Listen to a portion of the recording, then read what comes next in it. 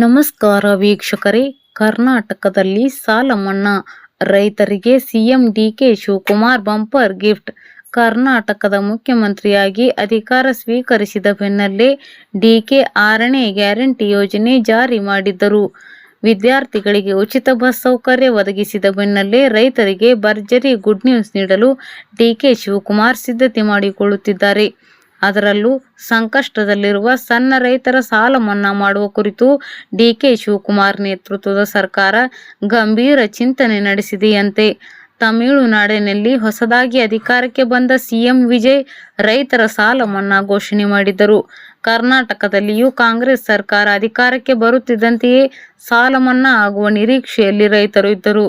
ಆದರೆ ಕಾಂಗ್ರೆಸ್ ಸರ್ಕಾರ ಅಧಿಕಾರಕ್ಕೆ ಬಂದು 3 ವರ್ಷ ಕಳೆದರೂ ಕೂಡ ರೈತರ ಸಾಲ ಮನ್ನಾ ಆಗಿರಲಿಲ್ಲ. ಇದೀಗ ಡಿಕೆ ಅಧಿಕಾರಕ್ಕೆ ಬರುತ್ತಿದ್ದಂತೆಯೇ ರೈತರ ವಲಯದಲ್ಲಿ ನಿರೀಕ್ಷೆಗಳು ಗರಿಗೆದರಿವೆ. ಕರ್ನಾಟಕ ಸಿಎಂ ಡಿಕೆ ಶಿವಕುಮಾರ್ ಅವರಿಂದ ರೈತ ಭಾಗ್ಯ.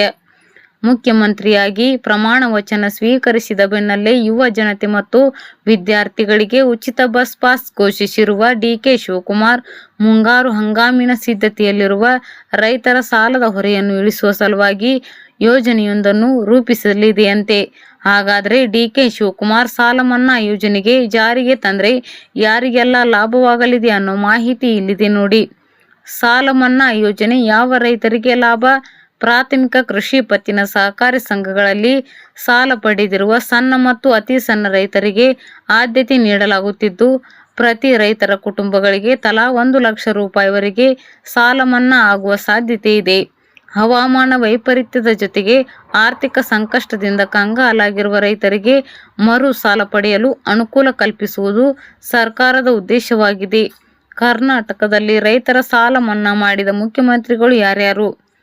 ಕರ್ನಾಟಕ ರಾಜ್ಯದಲ್ಲಿ ಆರಂಭದಿಂದಲೂ ಸಾಲ ಮನ್ನಾ ಯೋಜನೆ ಜಾರಿಗೆ ತರಲಾಗುತ್ತಿದೆ. ಅದರಲ್ಲೂ ಚುನಾವಣಾ ಪ್ರಣಾಳಿಕೆಯೇ ರೈತರ ಸಾಲ ಮನ್ನಾ ಅನ್ನೋದು ಪ್ರಮುಖ ಅಸ್ತ್ರವಾಗಿತ್ತು. ಕರ್ನಾಟಕದಲ್ಲಿ ಯಾವ ಸಿಎಂ ಎಷ್ಟು ಕೋಟಿ ಸಾಲ ಮನ್ನಾ ಮಾಡಿದ್ದಾರೆ ಅನ್ನೋ ಮಾಹಿತಿ ಇಲ್ಲಿದೆ. ಎಸ್. ಬಂಗಾರಪ್ಪ ಅವರು 1990 ಮತ್ತು 92ರಲ್ಲಿ ರೂಪಾಯಿ 2,500 ಕೋಟಿ ಸಾಲ ಮನ್ನಾ ಮಾಡಿದ್ದರು. ಇದು ಕರ್ನಾಟಕದ ಇತಿಹಾಸದ ಮೊದಲ ಸಾಲ ಮನ್ನಾ ಆಗಿತ್ತು. ಎಸ್. ಎಂ. ಕೃಷ್ಣ ಅವರು 1999 ಮತ್ತು 2004ರಲ್ಲಿ ರೂಪಾಯಿ 550 ಕೋಟಿ ಸಾಲದ ಮೇಲಿನ ಬಡ್ಡಿ ಮನ್ನಾ ಮಾಡಿದ್ದರು. ಬರಗಾಲದ ಕಾರಣದಿಂದಾಗಿ ಬಡ್ಡಿ ಮನ್ನಾ ಮಾಡಲಾಗಿತ್ತು. ಜಗದೀಶ್ ಶೆಟ್ಟರ್ ಅವರು 2012-13ರ ಸಾಲಿನಲ್ಲಿ ರೂಪಾಯಿ 3,500 ಕೋಟಿ ಸಾಲ ಮನ್ನಾ ಮಾಡಿದ್ದು, ಇದರಲ್ಲಿ ರೂಪಾಯಿ 25,000ವರೆಗಿನ ಅಲ್ಪಾವಧಿ ಸಾಲ ಮನ್ನಾ ಆಗಿತ್ತು. ಸಿದ್ದರಾಮಯ್ಯ ಅವರು 2017-18ರ ಸಾಲಿನಲ್ಲಿ 8,165 ಕೋಟಿ ಸಾಲ ಮನ್ನಾ ಮಾಡಿದ್ದು, ಇದರಲ್ಲಿ 22.27 ಲಕ್ಷ ರೈತರ ತಲಾ ರೂಪಾಯಿ 50,000ವರೆಗಿನ ಸಾಲ ಮನ್ನಾ ಆಗಿತ್ತು. ಎಚ್. ಡಿ. ಕುಮಾರಸ್ವಾಮಿ ಅವರು 2018-19 ಅವರು ಬರೋಬ್ಬರಿ 45,000 ಕೋಟಿ ಸಾಲ ಮನ್ನಾ ಮಾಡಿದ್ದರು. ಇದರಲ್ಲಿ ರಾಷ್ಟ್ರೀಕೃತ ಮತ್ತು ಸಹಕಾರಿ ಬ್ಯಾಂಕ್ ಎರಡನ್ನೂ ಸೇರಿದಂತೆ ಒಟ್ಟು ರೂಪಾಯಿ 2 ಲಕ್ಷ ರೂಪಾಯಿವರೆಗಿನ ರೈತರ ಸಾಲ ಮನ್ನಾ ಆಗಿತ್ತು. ಬಿ. ಎಸ್. ಯಡಿಯೂರಪ್ಪ ಅವರು 2019-20ನೇ ಸಾಲಿನಲ್ಲಿ ಎಚ್. ಡಿ. ಕುಮಾರಸ್ವಾಮಿ ಅವರ ಅವಧಿಯಲ್ಲಿ ಘೋಷಣೆಯಾಗಿದ್ದ ಬಾಕಿ ಇದ್ದ ಸಾಲ ಮನ್ನಾ ಮೊತ್ತಕ್ಕೆ ಅನುದಾನ ನೀಡುವ ಮೂಲಕ ಸಾಲ ಮನ್ನಾಕ್ಕೆ ಸಾಥ್ ಕೊಟ್ಟಿದ್ದರು. 2018ರಲ್ಲಿ ಕುಮಾರಸ್ವಾಮಿ ಅವರ ನೇತೃತ್ವದ ಸರ್ಕಾರ ಘೋಷಿಸಿದ ಸಾಲ ಮನ್ನಾ ಯೋಜನೆಯು ದೇಶದಲ್ಲಿ ಅತಿ ದೊಡ್ಡ ರಾಜ್ಯ ಮಟ್ಟದ ಸಾಲ ಮನ್ನಾ ಯೋಜನೆಗಳಲ್ಲಿ ಒಂದಾಗಿತ್ತು.